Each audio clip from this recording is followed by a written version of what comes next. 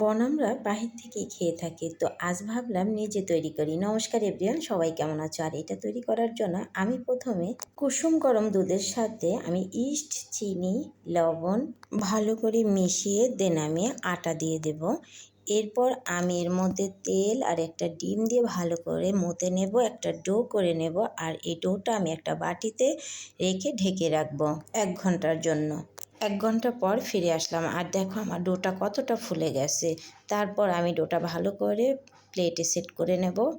দেন আমি একটু ডিমের কুসুম এখানে ব্রাশ করে নেব। আমার কাছে ব্রাশ ছিল না, তাই হাত দিয়ে দিয়েছি।